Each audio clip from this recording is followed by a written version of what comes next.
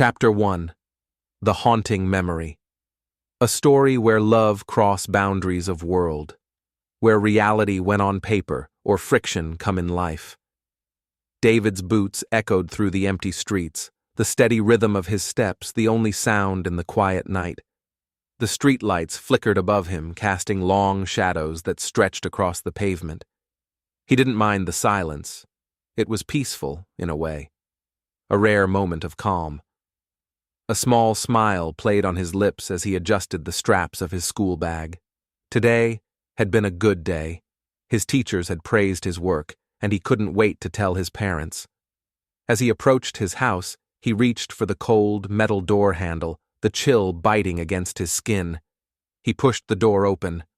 "Mom, I'm home!" he called out cheerfully, kicking off his shoes. "You won't believe what happened at school today."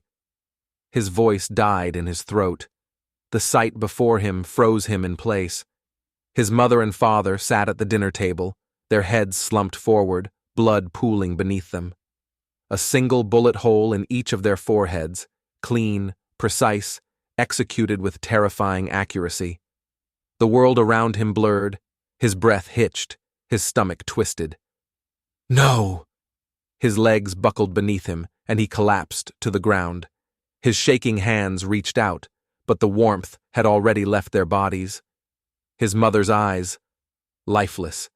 His father's hand, frozen in place as if he had tried to shield her.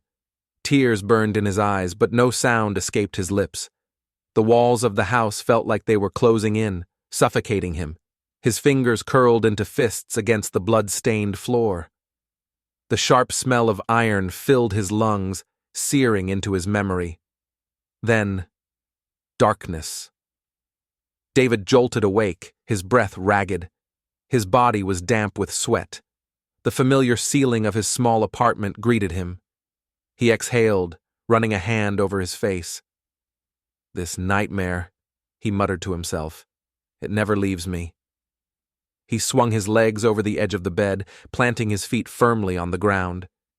His muscles tensed as he forced himself to stand. No matter how much time passed, the memory of that night haunted him.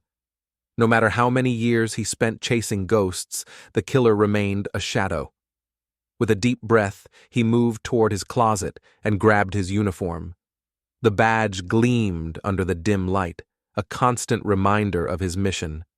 Just as he buttoned the last of his shirt, his police radio crackled to life. "Sir, another missing person has been reported." David's jaw clenched. His voice came out cold. "Where?"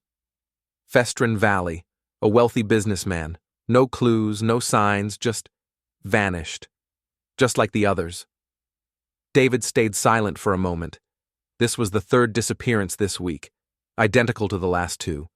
No evidence, no struggle, no leads. It was impossible. It was terrifying.